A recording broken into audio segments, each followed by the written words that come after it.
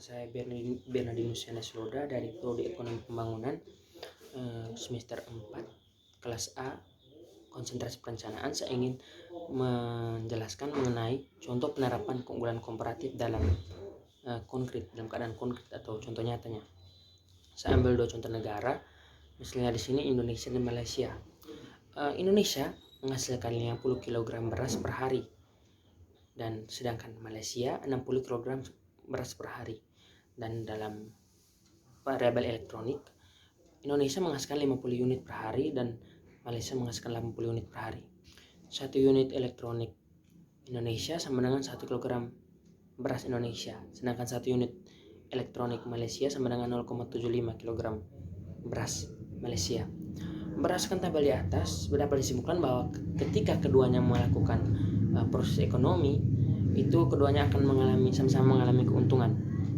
Karena di sini Indonesia paling lemah tuh dalam hal menghasilkan elektronik, sedangkan Malaysia itu paling lemah dalam hal menghasilkan beras.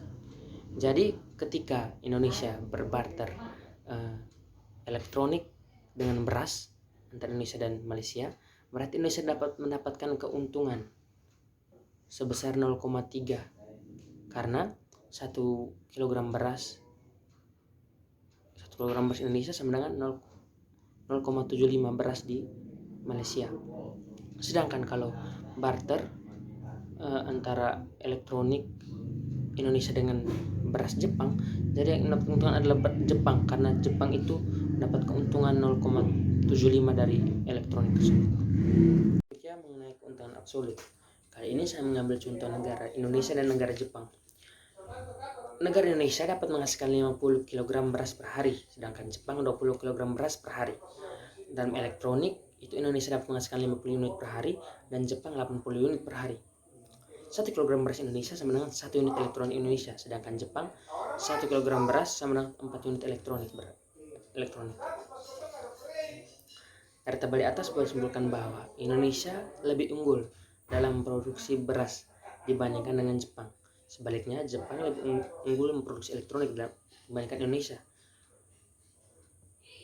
Berarti di sini Indonesia paling kuat tuh dalam produksi beras dan elektronik, Jepang itu dalam elektronik.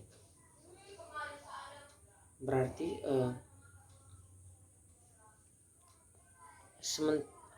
apabila Indonesia melakukan penukaran beras dengan produk elektronik Jepang, maka akan mendapatkan keuntungan sebesar 3 unit elektronik yang diperoleh dari 1 unit, dari 4 unit kurang 1 unit elektronik.